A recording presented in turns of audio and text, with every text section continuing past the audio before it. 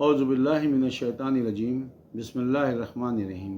میرے بھائیو، آج ہم چند آیتیں دیکھیں گے کہ اللہ تعالیٰ بتا رہے ہیں کہ تم کسی گروہ کی اطاعت مت کرو، اور ہم 99% لوگ ہمارے معاشرے میں ایسے ہی ہیں جو کسی نہ کسی گروہ کو فالو کرتے ہیں، کسی نہ کسی انڈیویجول کو فالو کرتے ہیں۔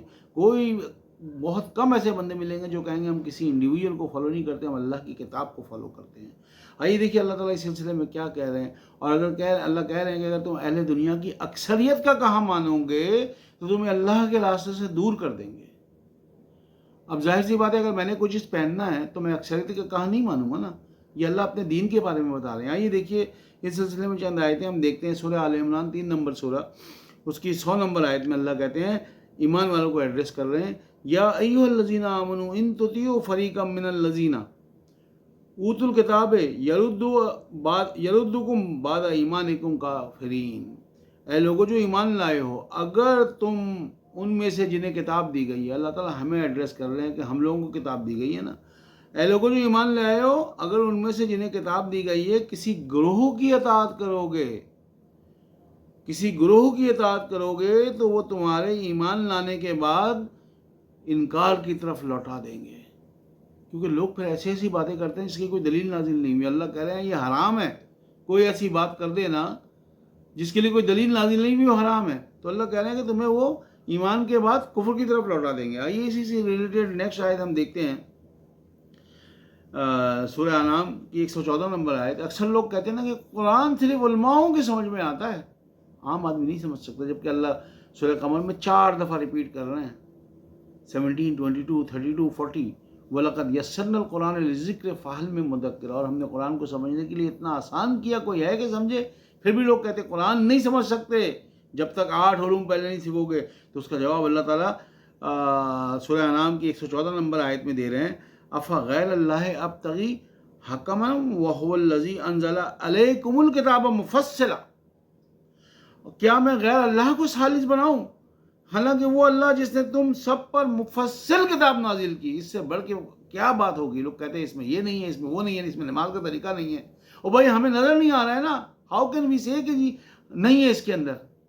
اللہ بڑا کلیئرلی کہہ رہے ہیں، یا تو اس آیت کا انکار کر دے، افغیر اللہ ابتغی حکما وہو الذی انزل علیکم الکتاب مفصلا۔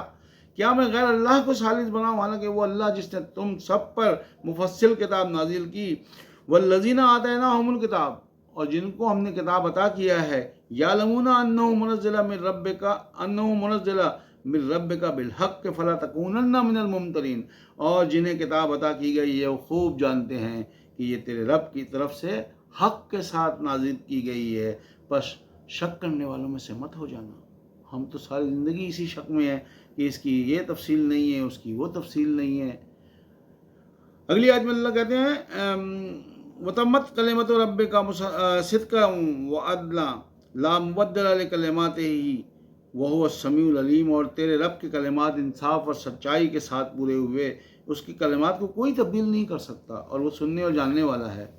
اب آ جائے وہ آیت جس میں اللہ کہہ رہے ہیں تم اکثریت کے کہا مانو گے تو تمہیں اللہ کے راستے سے دور کر دیں گے۔ اللہ کیا کہہ رہے ہیں، وَإِن تُطِيعُوا أَكْثَرَ مَن فِي الْأَرْضِ